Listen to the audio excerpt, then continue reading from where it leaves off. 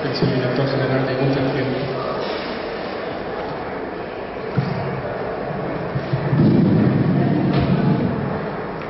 Muy buenas tardes, mi nombre es Ignacio Romero, soy el director de Gutenberg Militaria y el día de hoy estoy organizando el primer congreso de historia militar. Creo que se escucha medio feo.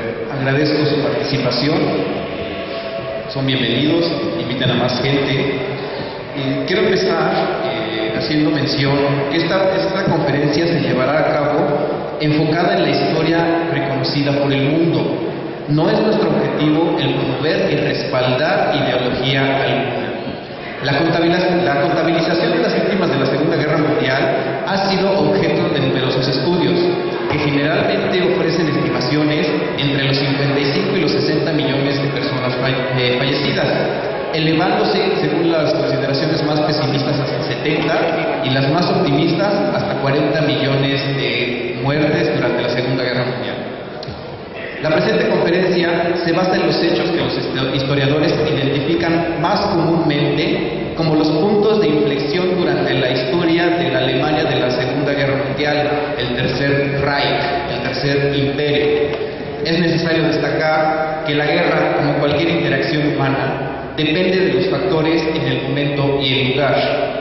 En muchas ocasiones, los estudiosos y revisionistas, al revivir las tácticas de una batalla, dan por hecho que su enemigo reaccionará de la misma forma que en el momento original.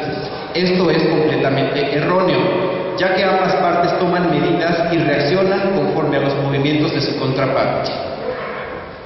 Con eso ya damos inicio a la conferencia.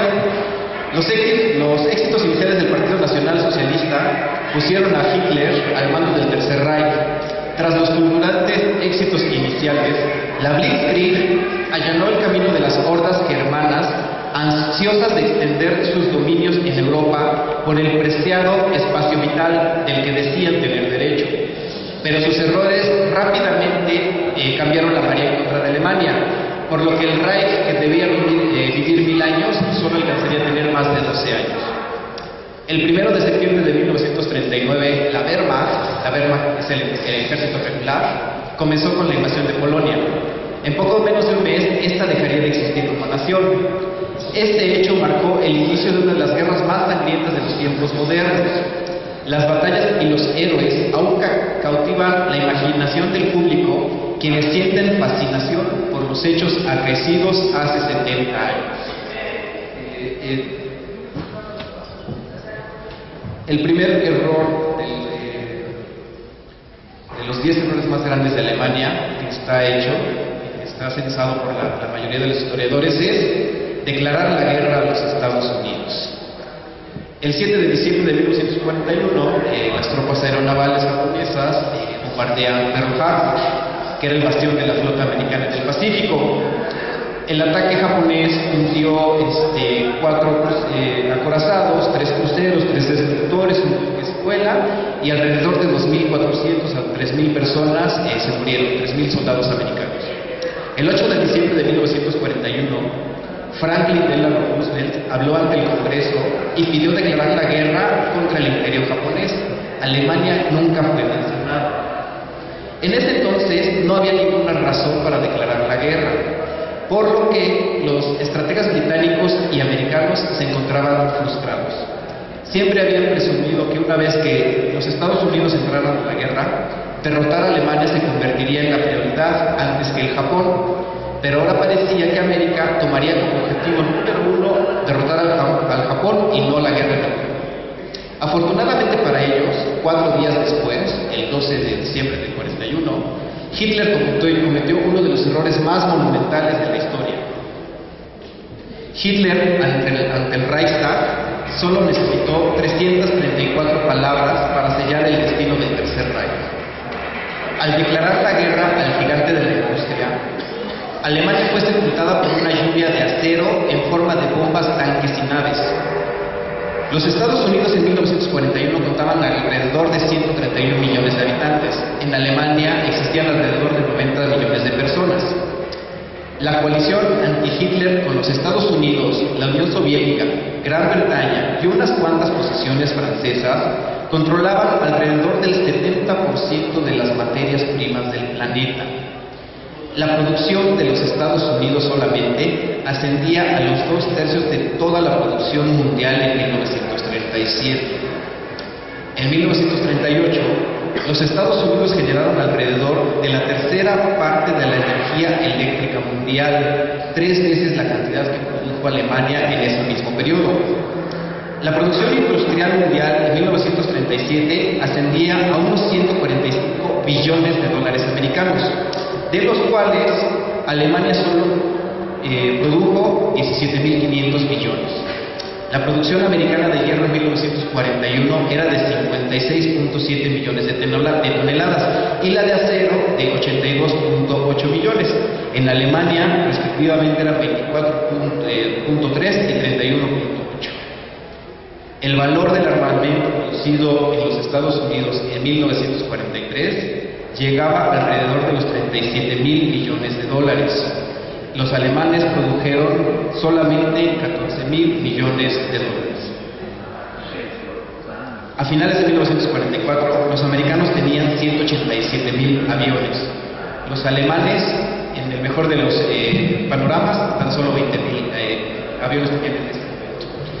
Entonces, el error más grande de Alemania fue declararle la guerra a alguien que obviamente te iba a aplastar por el simple peso de los números. Durante la Primera Guerra Mundial, antes de la ofensiva de Ludendorff en 1918, los alemanes sabían perfectamente que tan pronto las tropas americanas desembarcaran y se prepararan en Europa, iban a ser derrotados.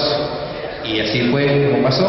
En la Segunda Guerra Mundial, y muy en contra de todos los consejos de los generales del Oberkommando der Wehrmacht y del Oberkommando des Heers, declaró Hitler la guerra a los Estados Unidos, con lo que por default se derrotó a sí mismo.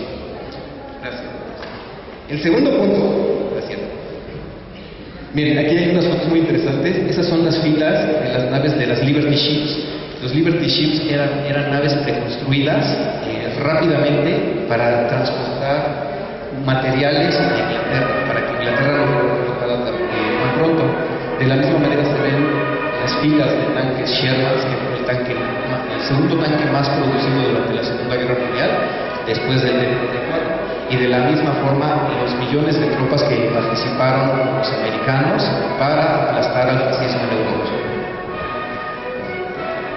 El segundo error más grande de Hitler en la Segunda Guerra Mundial fue ordenar el alto al avance en Dunkerque. De Dunkerque es regularmente uno de los puntos que los historiadores mencionan con mucha frecuencia. Los alemanes llegaron a un punto donde pudieron haber derrotado al ejército británico y francés en 1940, pero la oportunidad se perdió. Sí hubo un breve momento en que Hitler tuvo el poder de ganar la guerra en un frente y sacar de su lista de antagonistas a Inglaterra y Francia fue en Dunkerque.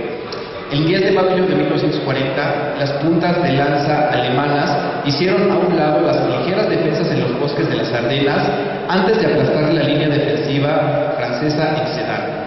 Raudos a través de Francia, los panzers del general Heinz Guderian entraron a Abbeville, a 20 millas del canal inglés, solo 10 días después de iniciada la ofensiva.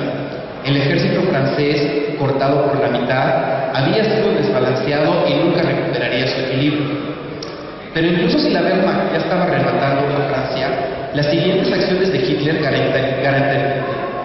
garantizarían la supervivencia de otro de sus contrincantes, la Fuerza Expedicionaria Británica. El 23 de mayo, las unidades de vanguardia de los Panzers estaban a solo 18 millas del puerto de Dunkerque, más cerca que la mayoría de las unidades británicas. Aunque las tropas alemanas estaban exhaustas de 2 semanas de continuas marchas y combates, los comandantes locales juzgaron que fácilmente capturarían el puerto y atraparían al ejército británico en Francia. Presintiendo una aplastante victoria, estaba cerca el comandante en jefe de la Wehrmacht, Walter von Braunstig, que ordenó que la ciudad fuera tomada lo más pronto posible. Pero justo antes de que los tanques avanzaran, Hitler lanzó su famosa orden de alto, deteniéndose a las afueras de Dunkerque. El día 26 de mayo, a las 11:30 de la noche, dio comienzo la operación Dínamo, con el atraque en Dover del primer contingente de tropas procedentes del continente. La operación Dínamo era una operación hecha para rescatar a las tropas que se hallaban encerradas en Dunkerque y llevarlas de vuelta a las islas de Inglaterra. Las tareas de evacuación se llevaron a cabo desde el día 27, día en que se evacuaron 7.009 combatientes. Según un continuado número, este total, integrado por más de 125.000 personas que se lograron salvar, superaba ya ampliamente las expectativas británicas.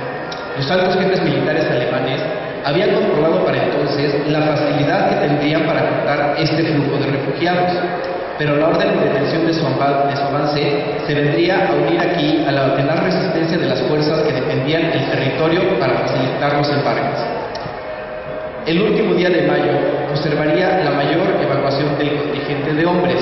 En un solo día se rescataron a 68.000.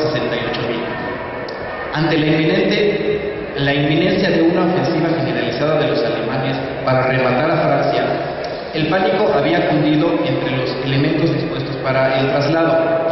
El 1 de junio, debido al insistente ametrallamiento que sufrían los centros de embarque por parte de los aviones de la Luftwaffe, las operaciones debieron ser suspendidas. El último navío que salió en la operación Dínamo fue las 3:30 del 2 de junio. El balance numérico ofrecido por la realización de la operación Dínamo era muy positivo. Un total de 338.872 combatientes habían sido repatriados y repartidos en la siguiente forma: 215.787 británicos y 123.000 franceses y belgas. El material abandonado en la apresurada huida era considerable: 2.700 cañones, 64.000 vehículos, 21.000 motocicletas, así como munición y suministros de varios tipos, 13 destructores y un total superior a los 24.000 toneladas de mercantes habían sido hundidos por los alemanes.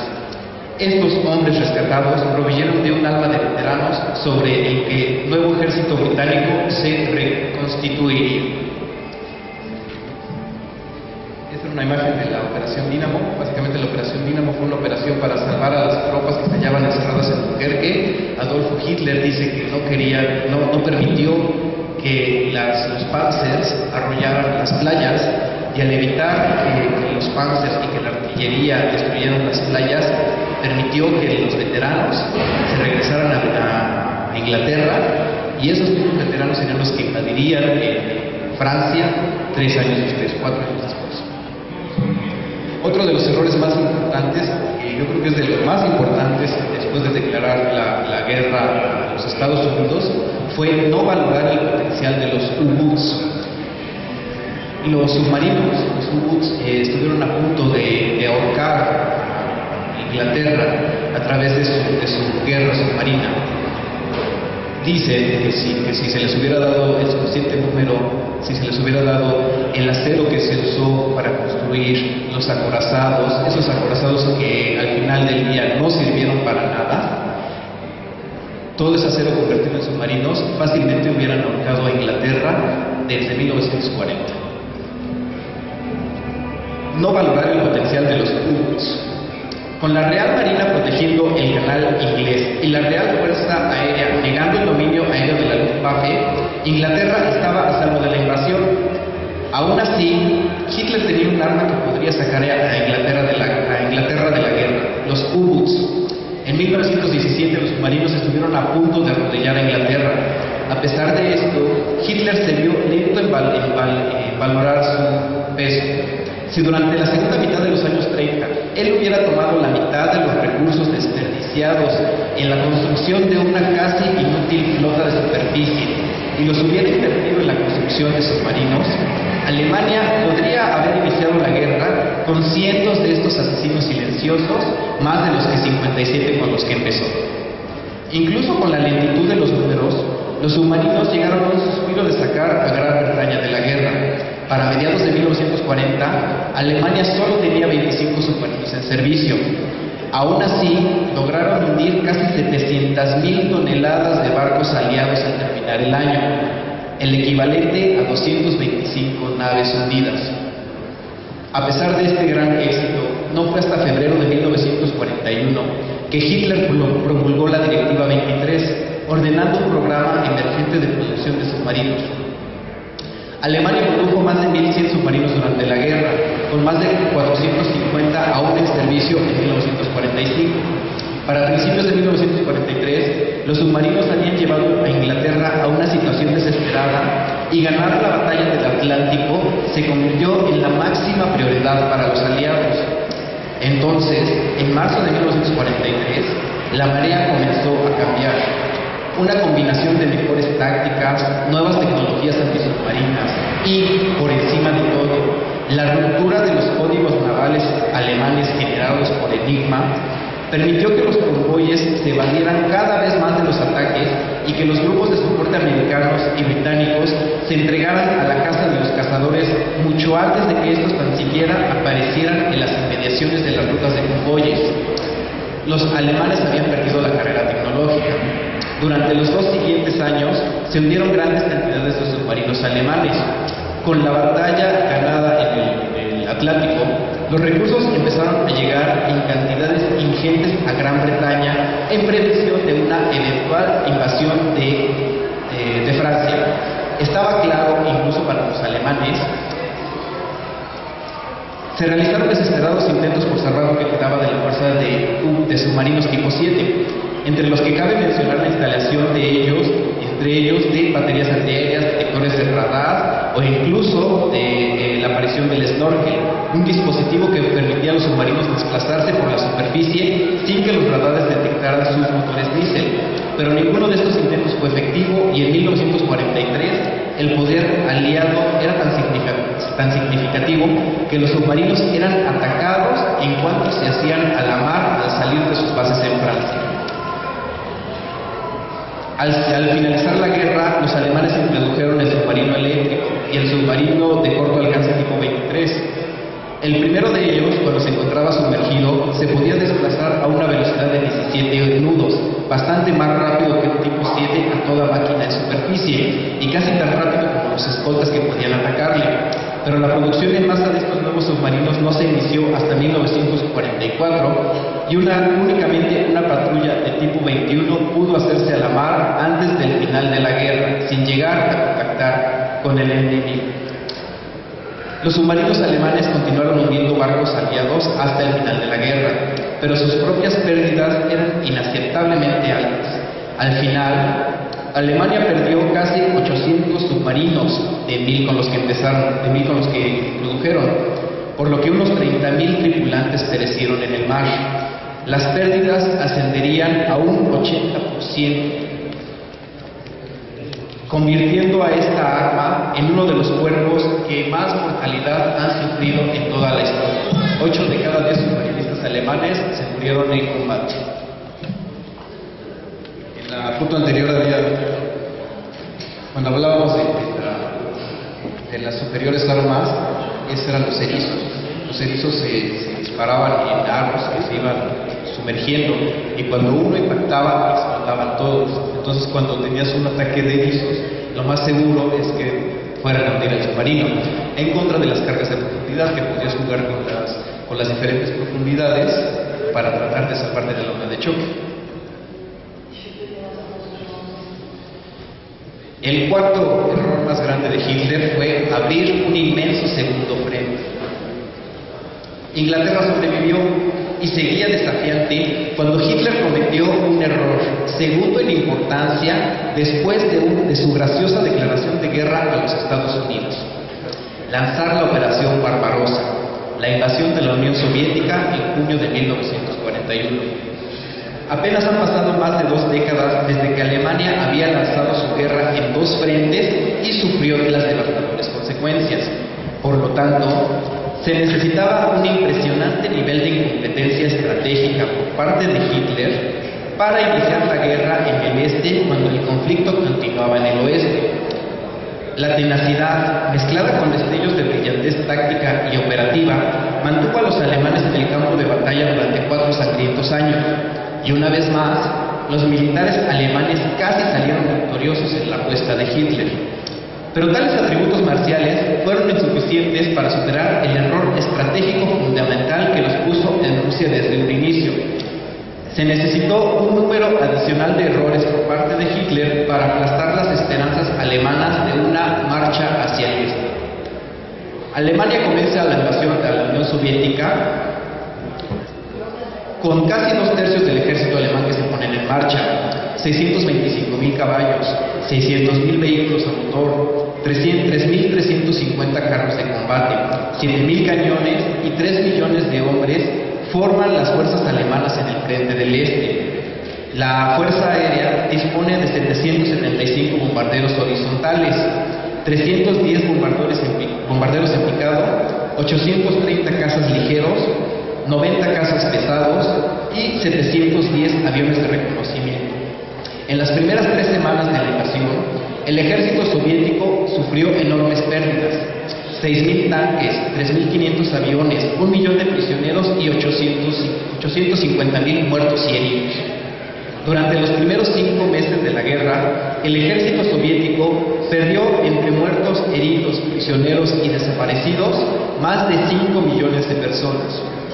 Se perdieron aproximadamente la mitad de las fuerzas cerca de las fronteras occidentales.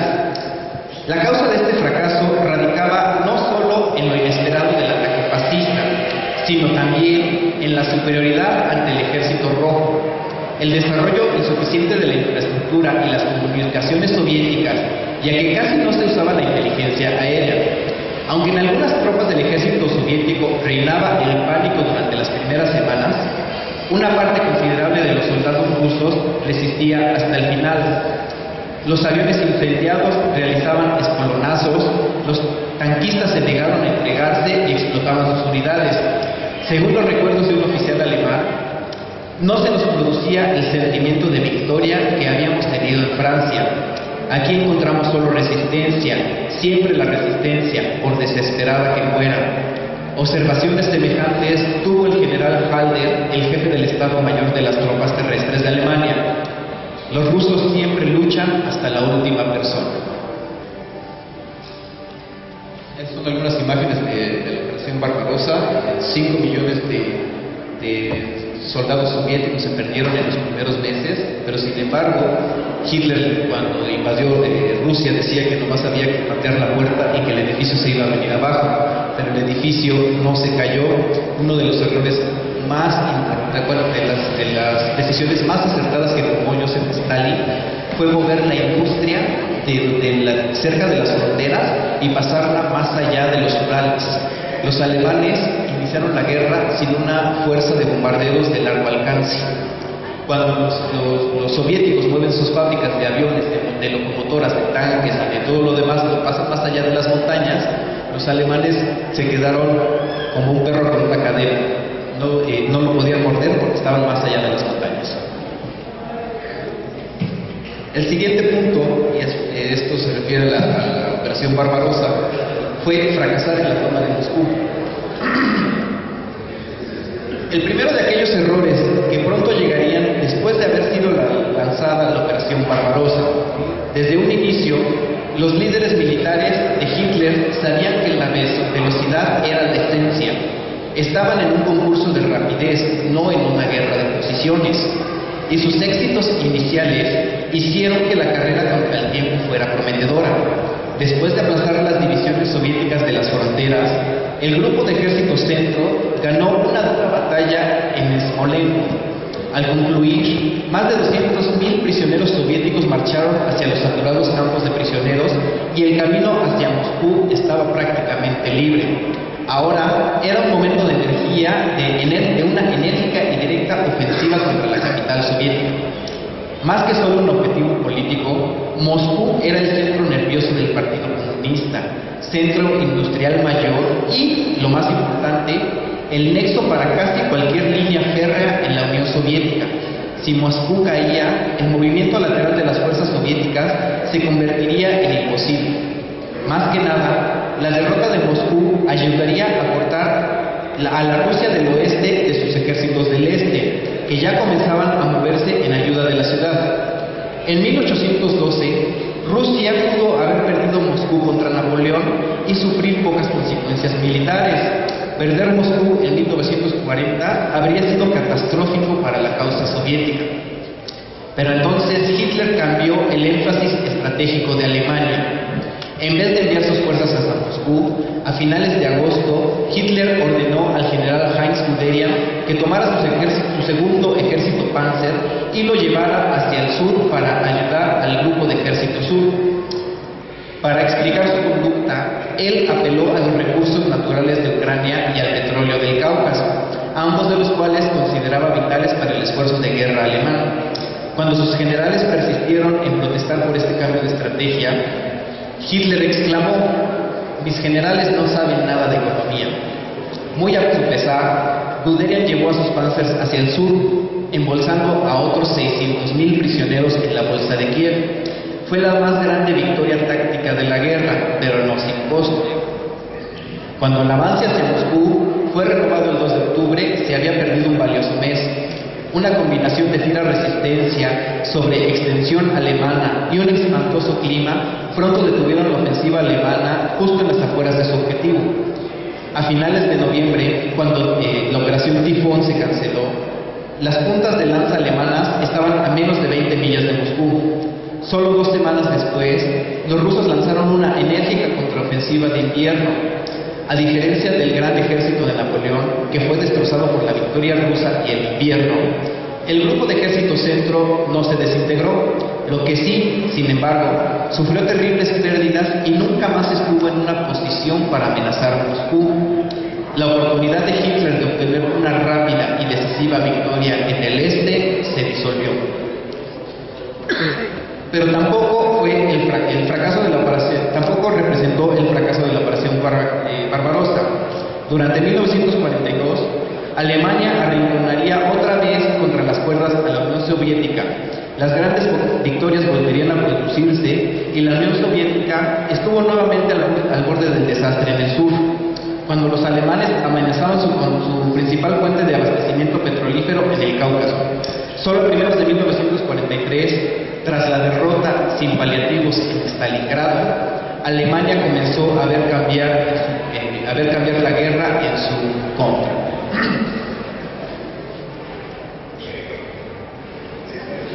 Los soviéticos detienen a las tropas alemanas en Moscú y de ahí las tropas siberianas. Es muy famoso ese hecho de que las tropas siberianas son las que echan de regreso al sobreextendido ejército alemán.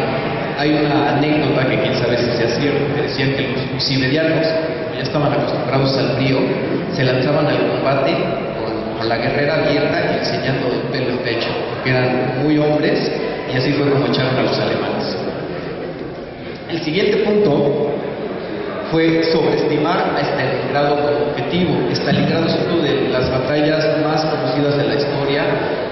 Últimamente han hecho como 3 o 4 películas sobre Stalingrado, producciones europeas. Hay una producción americana que se llama Enemigo al Acecho, que seguramente todas la vieron, y que se basa sobre esta batalla de Stalingrado. Toda la esperanza de victoria aún no se había perdido. En la primavera y verano de 1942, una restaurada Wehrmacht lanzó una nueva ofensiva para asegurar los campos petrolíferos del Cáucaso. Fue en este punto que Hitler tomó una serie de terribles decisiones que perdieron al ejército alemán y tuvo funestas consecuencias sobre todo el esfuerzo de la guerra. Después de sermonear a sus generales acerca de que Moscú era un mero objetivo político de poco valor militar, Hitler, remarcablemente, se permitió a sí mismo envolverse en una batalla de prestigio por Stalingrado. En vez de enfocarse en los campos petrolíferos, dividió su fuerza, enviando una parte hacia el sur a Bakú y la otra a tomar Stalingrado. Fue una batalla que asusó ferozmente, aún mucho después de que la ciudad había perdido cualquier utilidad militar. División tras división era llevada a alimentar la muerte en Stalingrado, a donde batallones enteros eran virtualmente desaparecidos 24 horas después de su asignación. Por casi 3 meses, el sexto ejército alemán castigó la ciudad hasta que solo una pequeña rebanada permanecía en manos soviéticas. Enfocado de una manera obsesiva y enferma en capturar la ciudad que llevaba el nombre de su enemigo mortal, Stalin, Hitler no hizo caso del amontonamiento de reservas soviéticas en los débiles flancos del Sexto Ejército. Cuando los soviéticos lanzaron un ataque para atrapar al Sexto Ejército a mediados de noviembre, ellos rápidamente barrieron a los rumanos y después a los italianos y a los húngaros. 2 días después, las pinzas soviéticas se encontraron en la ciudad de Kalar, atrapando al Sexto Ejército. Por varios meses, el ejército perdido lentamente murió de hambre, antes de rendirse finalmente el 2 de febrero de 1943. La insistencia maniática de Hitler en tomar y mantener Stalingrado le había costado más de 850.000 bajas y la pérdida de 5 ejércitos: el Sexto Ejército, la mayor parte del Cuarto Ejército Panzer, 5 de las 7 divisiones del Tercer Ejército Rumano y el Octavo Ejército Italiano. Se perdieron 500 tanques y cañones de asalto y 3.000 aviones. Con el equipo perdido entre agosto y febrero, se podrían equipar a unas 75 divisiones. Cuando terminó la guerra, cuando cae Stalingrado, 90.000 prisioneros alemanes son los que toman los soviéticos. De esos 90.000, solo 6.000 regresaron a Alemania al terminar la guerra. Los otros 84.000 perecieron en los campos de batalla. El siguiente punto fue apostarlo todo en Kursk. También es una de las batallas más conocidas, una de las que más les gustan a los historiadores, el encuentro más grande de tanques de toda la historia.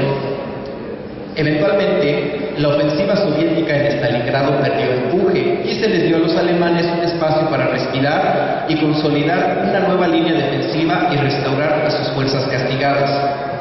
Si querían tener una oportunidad de negociar una paz favorable, ahora era tiempo de fortificarse en profundidad, rearmar a sus fuerzas móviles para llevar a cabo contraataques y sobreponer sus fuerzas para la siguiente ofensiva soviética.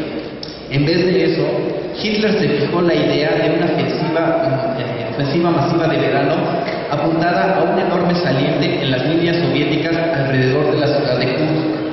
Ordenando tenazas simultáneas desde el norte y el sur, esperaba atrapar las fuerzas soviéticas y cortar la bolsa, permitiendo que la ofensiva continuara en el este. Si fue la batalla de Stalingrado la que decidió que Hitler no ganaría la guerra, la batalla de Kursk fue la que decidió que la perdería. Advertidos de las preparaciones masivas que los rusos habían llevado a cabo alrededor de Kursk, muchos generales alemanes se mostraban reacios a atacar. Incluso Hitler tenía sus dudas, admitiendo que el pensar en este ataque le hacía ponerse enfermo. A pesar de sus presentimientos, Hitler eventualmente ordenó continuar. En un testimonio de la habilidad táctica de los alemanes, que durante 10 días empujaron a los soviéticos, y por un breve instante parecía que a pesar de las horribles pérdidas que les infligieron, no serían en vano. El cinturón defensivo final fue perforado y los blindados del Cuarto Ejército Panzer se agruparon para el empuje final. Fue en este momento cuando el comandante ruso Georgy Zhukov develó su sorpresa final. La reserva soviética, comprendiendo al Quinto Ejército de guardias blindados, le fue ordenado avanzar para taponar la brecha. Cerca de la villa de Prokhorovka, los tanques soviéticos se estrellaron contra los alemanes. En lo que sería reconocido como la cabalgata mortal del Cuarto Ejército Panzer, ambos lados combatieron cara a cara con los tanques. Cuando terminó, el poder ofensivo alemán en el este se había esfumado. Las divisiones Panzer, reconstituidas a gran costo en la primera mitad de 1943, estaban deshechas. Se perdieron alrededor de 760 tanques y sus valiosas tripulaciones, y junto con ella las esperanzas de Hitler de una victoria en el este. La batalla de Prokhorovka fue el combate más grande que ha existido de carros de combate. Dicen que llegó el momento en el que se oscureció el cielo debido a los incendios de los carros de combate que se encontraban en llamas, y cuando, también es una anécdota muy conocida, que los tanques soviéticos, los del 34, no podían perforar el blindaje de los carros más pesados alemanes, lo que hacían era encarrerarse y chocar contra el tanque, obviamente para destruir al enemigo, y de paso pues ellos también perdían la vida. El siguiente punto, el número 7,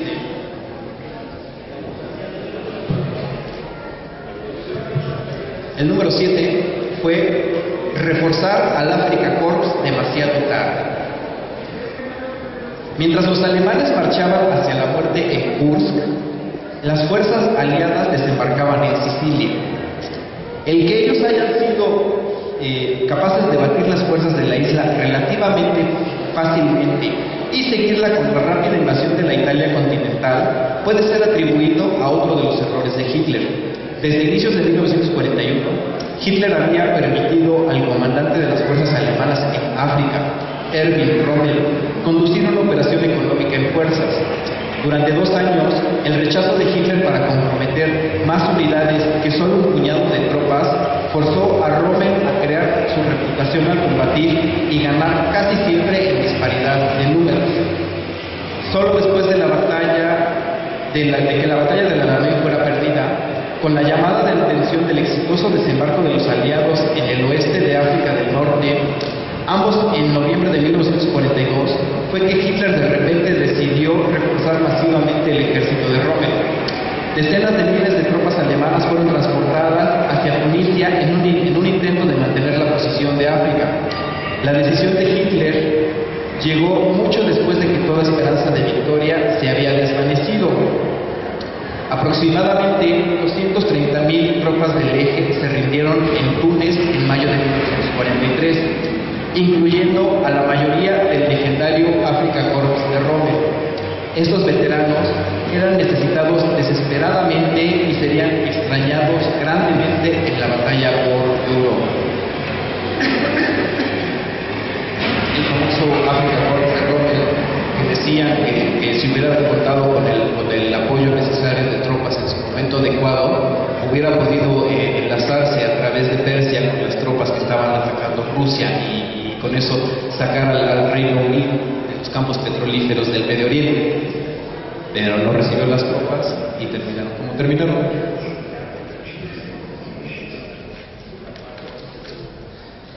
El siguiente punto es cavilar en Normandía, en la esperada invasión de Europa. Para inicios de 1944, era aparente para el alto comando alemán e incluso para Hitler que la competencia final por el control de Europa del Norte no tardaría mucho en llegar y que los aliados pronto intentarían cruzar el canal. En uno de sus flashazos de intuición, Hitler predijo que la invasión llegaría a través de Normandía. Desafortunadamente para los altos estrategas alemanes, no tuvo el coraje de respaldar su convicción. Cuando los aliados de hecho desembarcan en Normandía, Hitler sospechó que era un ataque de diversión y que el verdadero objetivo era la región del Paso de Calais. La confirmación de esto fue que casi 19 divisiones alemanas, incluyendo las 6 poderosas divisiones Panzer, pasaron el día D sin moverse. Hago aquí una pausa. Decía Erwin Rommel, que fue el comandante que lo mandaron de las tropas alemanas, que estaba a cargo de las tropas sobre el muro del Atlántico, que el primer día iba a ser el más importante, que las primeras 24 horas iban a ser las más cruciales. Él decía que si llevabas a las tropas, a los tanques, a las playas, ibas a poder echar a los aliados al mar. Pero la realidad es que jamás hubieran llegado los tanques a las playas por la aplastante superioridad aérea que tenían los aliados. O sea, los aliados tenían 5.000 tanques y en ese momento los alemanes tenían menos de 200. Continuamos. Si las divisiones Panzer hubieran llegado a las playas el día del desembarco, las hubieran convertido en un infierno viviente y podrían haber arrojado al enemigo nuevamente al mar. A través de las siguientes semanas, Hitler se fue convenciendo más y más de que la invasión en Normandía era de diversión.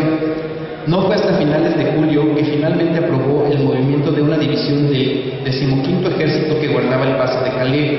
Una vez más, fue demasiado tarde. Para cuando las divisiones arribaron, las líneas alemanas estaban a punto de derrumbarse. En otra funesta decisión por parte de Hitler, había ordenado que el frente de Normandía fuera mantenido a cualquier costo. Esto aseguró que cuando sus fuerzas inevitablemente se retiraran, el esqueleto sobreviviente sería incapaz de llevar a cabo cualquier operación móvil o enfrentar al enemigo fortificaciones que habían a lo largo de la frontera alemana.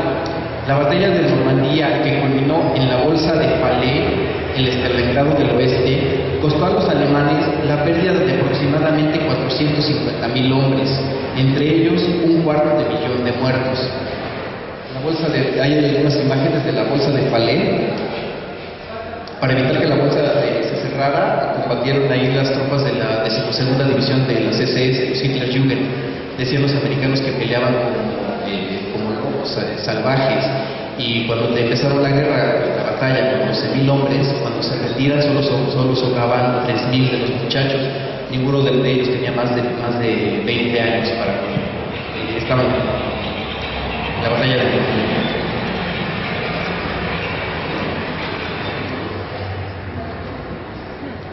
El punto número 9 fue proclamar la orden de permanecer y morir. La orden de mantener las posiciones hasta el último hombre y la última bala tendría consecuencias más funestas en el frente del este. Esta iba directamente en contra de todas las directivas de la Blitzkrieg. Los alemanes se convertirían en las inertes tropas a las que vencieron en los primeros años de guerra. Sincronizada para estar lo más cerca del desembarco en Normandía, Stalin había ordenado la Operación Bagration, la destrucción del grupo de ejército centro, para que diera inicio el 22 de junio de 1944, el día del aniversario de la Unión Soviética. Poco antes de que diera inicio el ataque soviético, los generales de Hitler le aconsejaron retirar al ejército, tratando de mantener la ciudad de Minsk para cortar las líneas en posiciones más defendibles y dejar que la ofensiva golpeara un espacio vacío. Al fallar en persuadirle sobre la necesidad de abandonar el espacio en que las pinzas soviéticas se cerrarían, suplicaron por establecer la defensa en profundidad. En vez de eso, Hitler ordenó a la mayoría de sus fuerzas mantener sus posiciones y prohibirles la retirada, sin importar cuán desesperada era la situación. El resultado fue calamitoso. En un mes de combates, los soviéticos desaparecieron al grupo de ejército centro, aniquilando a 20 divisiones en las primeras semanas de la ofensiva, tantas como las que los aliados combatían en el frente de Normandía. Solo el cansancio detuvo a la Horda Roja en el río Vístula, cerca de Varsovia. Una vez que restauraron fuerzas, se prepararon para su siguiente gran movimiento, el Tercer Reich. Bagration fue la victoria soviética más grande de la guerra. Unas 670.000 bajas alemanas fueron sumadas a la cuenta del carnicero. 2.000 tanques y 57.000 vehículos de otros tipos se perdieron, lo que dio como resultado que las tropas del Ejército Rojo ya no se detuvieran hasta aplastar al Tercer Imperio.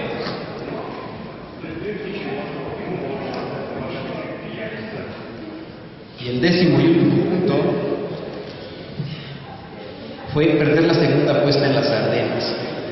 Esta es la batalla que los americanos, esta es la batalla del Bulge, es una batalla que ellos celebran con mucha frecuencia, donde los paracaidistas de la 101 dicen que no necesitaban ser salvados en Bastogne, pero que dicen que Patton, el tercer ejército de Patton, fue el que los rescató. Es una batalla muy celebrada por ellos, es la que también hay muchísimas películas sobre la batalla del Bulge. Perder la segunda apuesta en las Ardenas. Había, sin embargo, una decente probabilidad de que Hitler podría ahorrar a Alemania del Este casi 2 generaciones de ocupación soviética, si no hubiera sido por su siguiente tropezón. Para finales de 1944, los ejércitos aliados estaban posicionados para entrar en Alemania desde el este y el oeste. A través de un máximo esfuerzo, la Wehrmacht logró reponer varias de sus divisiones Panzer y organizar una reserva móvil con la cual enfrentar la amenaza. Las formaciones renovadas blindadas eran mucho menos de lo que Alemania necesitaba cambiar la marea, de lo que Alemania necesitaba para cambiar la marea de la guerra. Pero si estas divisiones hubieran sido desplegadas en el frente oriental, habrían podido mantener a raya a los soviéticos de las fronteras alemanas lo suficiente para que los aliados occidentales avanzaran y ocuparan la mayoría de Alemania. Por supuesto, tales pensamientos nunca preocuparon a Hitler. En vez de eso, lanzó a sus blindados en diciembre en un débil sector del frente frente americano en el bosque de las Ardenas, en lo que sería famoso con el nombre de la batalla del Bulge. Atacando a través de las Ardenas, había una falsa esperanza y perdición desde un inicio. Pudo haber retrasado a los aliados, pero no tenía oportunidad de recrear el glorioso avance de 1940, aunque se llevó a cabo en el mismo terreno. Todo lo que Hitler ganó fue un pie en Bélgica, que no podría ser mantenido. A cambio del grueso de lo que quedaba de sus fuerzas blindadas, Hitler perdió la última esperanza de rescatar algo del desastre que se avecinaba. Los alemanes perdieron a otras 100.000 tropas y 700 tanques. El 1 de enero lanzaron la operación Bodenplatte, que era un ataque de la Luftwaffe destinado a destruir el mayor número de aparatos enemigos en tierra. Lograron destruir unos 450 aparatos enemigos, todos los cuales fueron repuestos en una semana. Para los alemanes fue el cambio de cisne de la Luftwaffe. Más de 213 pilotos cayeron en ese día, muchos de los cuales eran los más experimentados de lo que quedaba de su fuerza. La batalla de las Ardenas es uno de los puntos que también se recuerda mucho cuando Otto Skorzeny disfraza tropas alemanas o con uniformes americanos para cambiar letreros y para hacer algunas tareas de diversión atrás del frente, pero llega un punto de histeria en los Estados Unidos donde ellos sospechaban con todos. Entonces, de hecho, arrestaron a varios generales porque te detenían y te preguntaban: ¿cómo se llama la esposa de Frank Sinatra? Si no sabías, ibas a morir. Así de fácil. La guerra terminó oficialmente el 8 de mayo en todo el teatro europeo. Para Alemania, su aventura representó unas pérdidas comprendidas entre los 5 y los 10 millones de vidas. Al finalizar el conflicto, saldría a la luz los crímenes en contra de la humanidad llevados a cabo. Se enjuiciaría a los responsables en Nuremberg y se debería en una guerra fría que daría forma al resto del siglo XX. Al final, es sorprendente que a pesar de error tras error, Alemania resistió el poder combinado de las más grandes potencias del mundo por casi media década.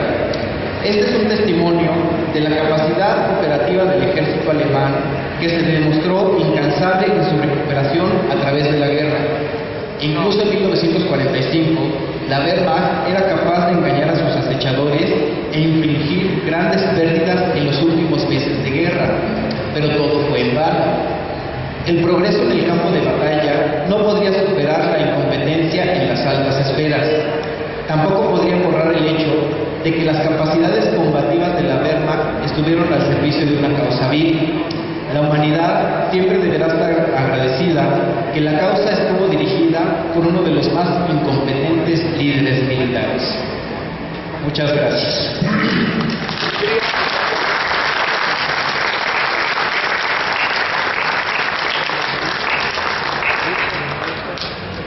¿Alguna pregunta, comentario?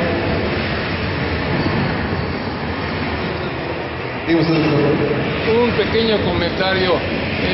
Yo creo que uno de los errores que, podría considerarse dentro de lo que no hizo Alemania es el no haber sospechado de una serie de pistas falsas que dejaron los aliados para distraer su atención del desembarco en Normandía. Había un espía que tenía su base en las embajadas británicas allá en Turquía, el espía que se le conocía como Cicerón, que tenía la información perfectamente del desembarco y fue totalmente desoída. Unos trucos excelentes que hicieron los británicos, por ejemplo, un civil que había muerto de pulmonía en España, le ponen un uniforme, le ponen una identidad falsa, como si hubiera caído accidentalmente de un avión. Y entonces los de un submarino alemán levantan el cadáver, le hacen autopsia y dicen pues murió ahogado. ¿Y qué tiene? Boletos para la función de tal, y de repente una serie de informaciones que los engañaba diciéndoles que el desembarco iba por otra parte, por Sicilia, desde África.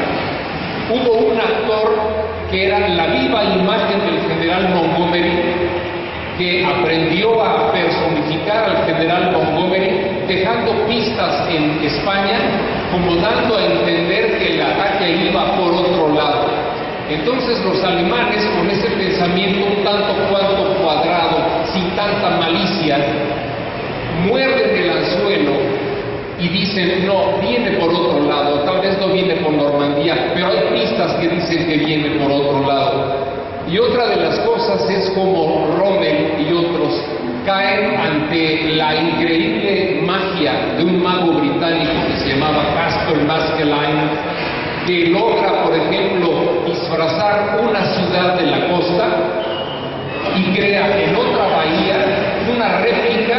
Los alemanes se van con la finta, bombardean la réplica que les preparó Maskelyne y el Puerto Real se salva. A base de objetos inflables, tubos y otras cosas, crea la ilusión a los pilotos alemanes que todo un cuerpo de ejército está en un sitio y los tanques de a de veras venían por el otro. Pero ahí está entonces un pensamiento que no tiene esa malicia que los británicos y otros explotaron al máximo, esa cierta rigidez mental de los alemanes. Así es, doctor, muchas gracias. Yo creo que en realidad esto se conoce más como en gran estrategia, porque hay muchas otras cosas que realmente, cuando ya estoy un poquito, todo el mundo sabe, ¿no? Por ejemplo, el caza de reacción, porque no se le dio una mayor importancia al caza de reacción 2 o 3 años antes, el desarrollo de los carros de combate, ¿no? Cuando el Panther lo lanza al combate, pues, la mitad de los que iban de combate se quedaban parados en el camino, ¿no?